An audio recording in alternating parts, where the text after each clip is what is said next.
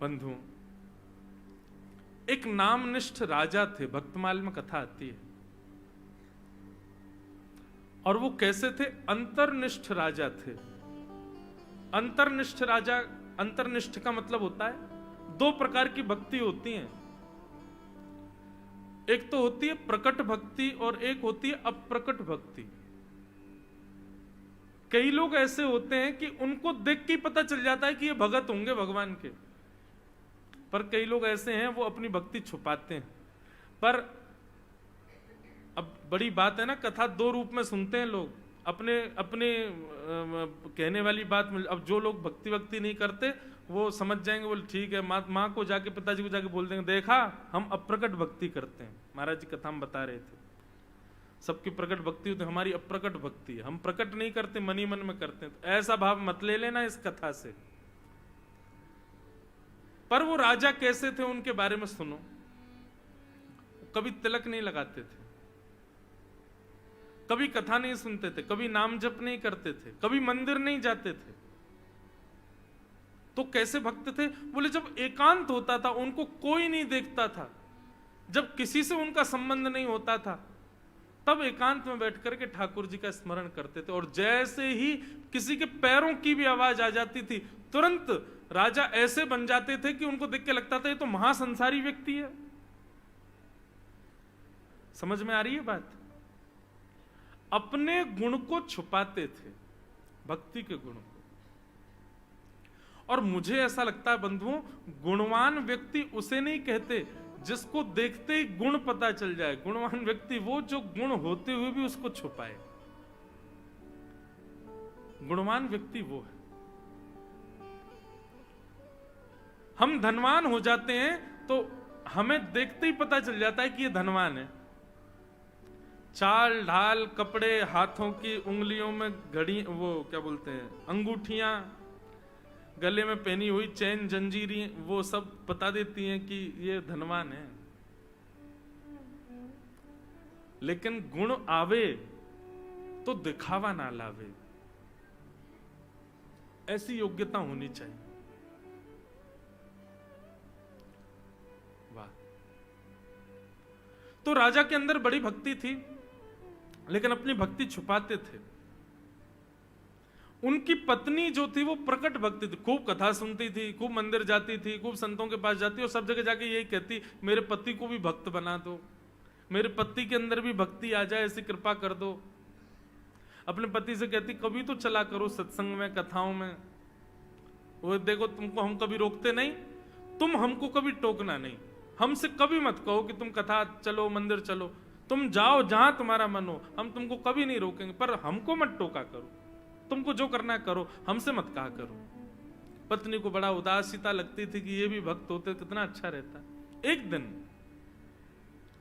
रात्रि में दोनों सो रहे थे, अचानक से राजा को बुखार आ गया, और इतना तीव्र बुखार आया, इतना तीव्र बुखार आया कि उनका शरीर कांपने लगा। अनकॉन्शियस तो वो थे ही, बेहोशी की अवस्था में थे।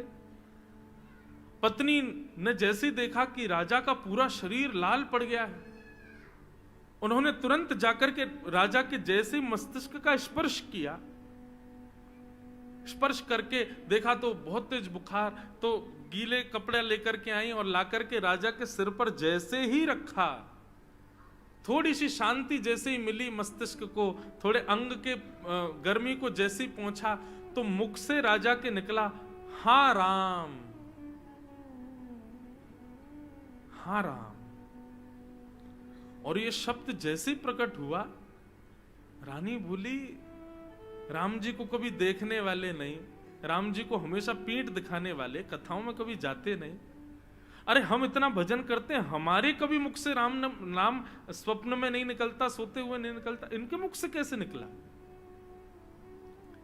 सुबह उठते स्नान ध्यान करके रानी सीधे अपने गुरुजी के पास गई और उसने जाके ये बात कही, बोली कि गुरुजी, मैं रोज कहती हूँ ना कि कुछ ऐसी बताओ राजा भक्ति करे, भक्त बने, पर कल रात कुछ अजीब हुआ। क्या हुआ? उन्होंने बताया, बोले रात में उनको ज्वर चढ़ा, मैंने जैसे ही स्पर्श किया तो मुख से निकला हाँ राम।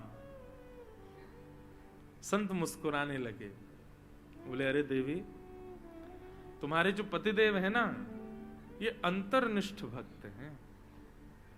ये अपनी भक्ति छुपाते हैं, दिखाते नहीं हैं। वो निश्चित भक्त हैं भगवान के, पर वो अपनी भक्ति को छुपा करके रखते हैं। अंतर्निष्ठ भक्त हैं। रानी को तो बड़ा अच्छा लगा सुन करके। उसने कहा इतने वर्षों से मुझसे छुपाते आ रहे थे, परंतु आज पता चली गया। उसने आकर के पूरा भवन सजाया, पूरा महल सजाया, मंदिर सजाया, गाजे बाजे बजवाने लगी। राजा जैसे ही उठे, लेट उठे थे आज थोड़े, उठ करके देखा आज इतना महोत्सव क्यों हो रहा है। रानी से जाकर के पूछा आज उत्सव महोत्सव का कारण क्या है। बोली कि मैं आज तक प्रार्थना करती थी कि नाथ मेरे पति को भक्त बना दो, पर मुझे कल रात्रि पता चला कि आप भी भक्त हो। राजा हंसने लगा, व्यंग करने लगा, कैसी बात करती हो, मैं और भक्त दूर दूर तक कोई संबंध नहीं। बोले दूर दूर तक संबंध नहीं है तो फिर रात्रि में आपने सोते सोते ज्वर की अवस्था में हा राम क्यों कहा। जैसे ही रानी ने कहा कि आपने हा राम कहा,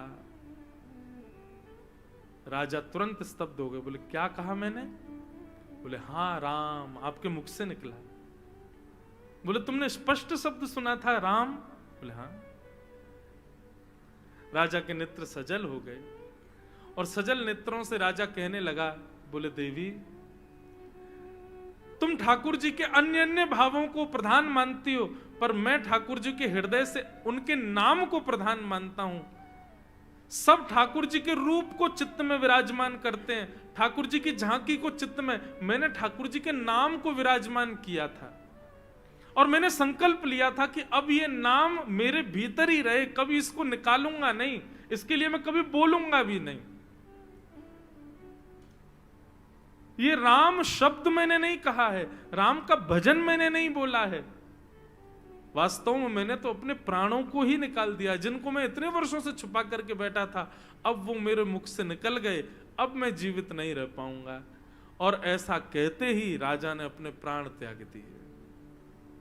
वो राम ही तो मेरे प्राण थे जो मेरे भीतर बैठे थे, जिनको मैंने कभी प्रकट नहीं किया। रानी देख करके आश्चर्यचकित हो गई, ऐसा कैसे हो सकता है।